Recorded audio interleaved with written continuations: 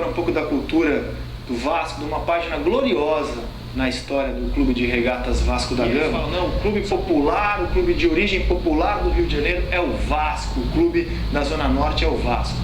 E o Vasco está fazendo uma campanha para o jogo contra a Ponte Preta nesta quinta-feira. A gente pode mostrar o site oficial do Vasco da Gama.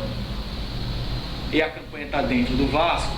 Contra a Ponte, Vista Preto, em homenagem aos campeões de 1923. Nesta quinta, portanto, hoje à noite, o jogo contra a Ponte Preta em São Januário. E aí eu vou ler aqui o texto que está no site do Vasco, falando sobre esta campanha. O texto é muito interessante. Olha, o primeiro título carioca do Vasco, conquistado em 1923 pelos Camisas Negras, formado por trabalhadores humildes e negros, fundamental para o fim do preconceito racial e social no esporte, completa 90 anos na próxima segunda-feira. Para vocês terem ideia, há uma história que o Fluminense passava pó de arroz nos negros para que eles não parecessem negros, e o Vasco foi o primeiro grande clube do futebol brasileiro a realmente abraçar os negros no seu time. É uma conquista como esta que desbancou os abonados clubes da elitista zona sul da cidade. Ele está claramente se referindo a Fluminense, que tem a sua sede em Laranjeiras, a Flamengo, que tem a sua sede na... Até as ligas eram outras, né? Eram duas ligas. Né? Era a Liga da Zona Norte e a Liga... Eram ligas diferentes, porque a Zona Sul não aceitava negro, comerciante pobre, era elite no geral, não aceitava. Esse episódio, essa passagem do futebol carioca mostra muito bem uma coisa bem brasileira, que, por exemplo, os clubes da Zona Sul, mas não só da Zona Sul, de alguns outros também, defendiam o profissionalismo, quando na realidade eles estavam defendendo outra coisa. Não mexam aqui. É uma coisa bem brasileira. Não vamos misturar, né? Vamos usar a palavra profissionalismo para não usar... Não misturar. Não vamos defender pureza racial, nem... Vamos falar de profissionalismo, é uma coisa bem brasileira. Você fala de meritocracia, quando você quer falar de privilégio, é bem... E o Vasco quebrou isso, seja por um motivo muito por pragmatismo também, né? Teve muito isso, mas quebrou. O Bangu também ajudou muito nisso também depois. Só que no Vasco era uma política mais definida, assim. Vamos quebrar isso. Sim.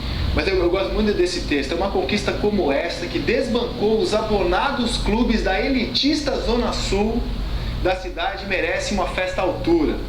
Por isso, na quinta-feira, na partida contra a Ponte Preta, o Caldeirão, São Januário, ferverá em homenagem aos campeões. Então a torcida do Vasco é convocada a vestir preto, camisas pretas, e os jogadores também participarão da homenagem. Eles também entrarão em campo com as camisas pretas em homenagem a essa equipe de 23, que é uma equipe simbólica no combate ao racismo.